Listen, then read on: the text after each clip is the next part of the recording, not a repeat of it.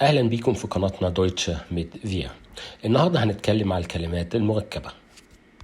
الأسماء المركبة في اللغة الألمانية zusammengesetzte Nomen وطريقة تركيبها. تتميز الألمانية بمرونتها ومقدرتها على تركيب كلمات جديدة، وده بيخليها لغة غنية بالمصطلحات. والكلمة الجديدة ما بتاخدش معنى جديد، إنما هي بتتركب من كلمات موجودة أصلاً. وبتم عملية تركيب الأسماء المركبة في اللغة الألمانية بوضع كلمة أو عدد من الكلمات قبل الاسم الأصلي اللي هو Grundwort، اللي بيحدد جنس وعدد وإعراب الكلمة الجديدة. أما الكلمة المضافة Bestimmungswort التي تأتي على يسار الكلمة الأصلية تكون بمثابة صفة للكلمة الأصلية، وقد تكون الكلمة المضافة إليها اسما أو صفة أو فعلا. تعال نشوف بايشبيل على الكلام ده. ولو خدنا في مثلنا كلمة هاوس منزل إن هي الكلمة الأصلية، وأخدنا كلمات تانية مضافة إليها عشان نكون الاسم المركب. فنبدأ كاوف هاوس ده متجر، هوخ هاوس صفة بناء عالي، تسومر هاوس اسم اللي هي تسومر يعني مصيف، هولز هاوس منزل خشب ضفنا برضو اسم. نيجي نقارن بقى الكلمات اللي فاتت دي مع نفس المعنى في اللغة الإنجليزية، نجد إن ليها معاني تانية خالص غير الكلمات المركبة في اللغة الألمانية. كده بيخلي إن اللغة الألمانية لغة أسهل في التعلم.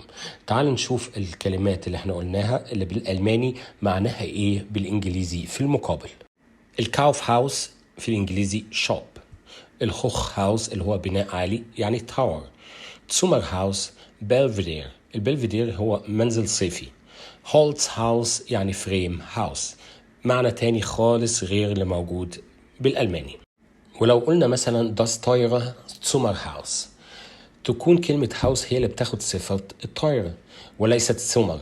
تايرة يعني غالي، كأنك تقول das teure Haus المنزل غالي.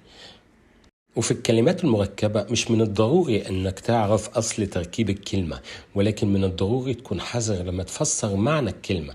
زي مثلا اذا انت قلت اوتوفاره يعني سائق سيارة، غير اوتوجرام مش معناها جرام عربية، انما ده معناها توقيع او امضاء.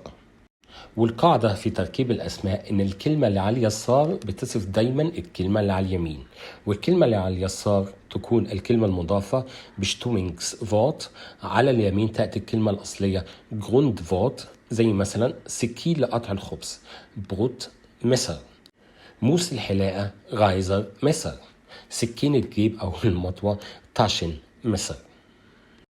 وكمان الكلمة اللي على اليمين هي اللي بتقرر إذا كانت الكلمة الجديدة مذكرة أو مؤنثة أو محايدة.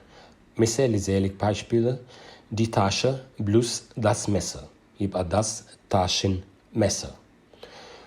der Käse plus das Messer يبقى das Käsemesser، سكينة الجبنة.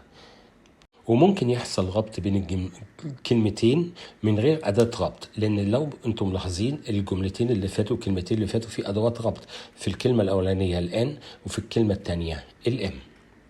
زي مثلا der Tisch plus die Decke، die Tischdecke، der Flug ودي Karte، die Flugkarte.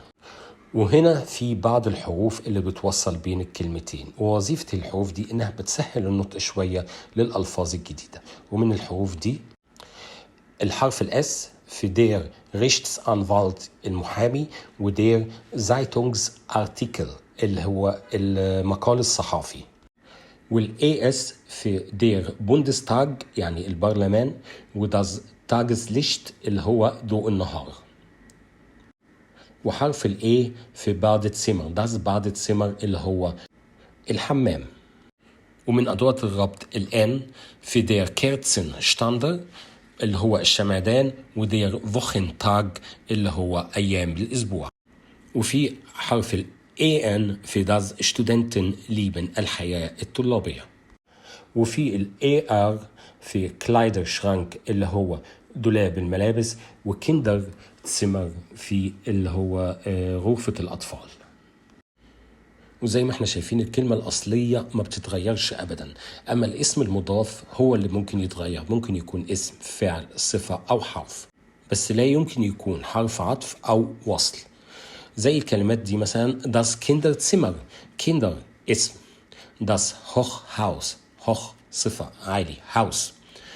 Der vier Fußler يعني für الأربعة عدد. Das Wohnzimmer يعني أوضة المعيشة. ده الفعل Wohn. كده احنا خلصنا شرح الكلمات المركبة، ولو ليكم أي استفسارات في أي حاجة ابعتولي في التعليقات وأنا هكون مبسوط وأنا برد عليكم. Auf Wiedersehen.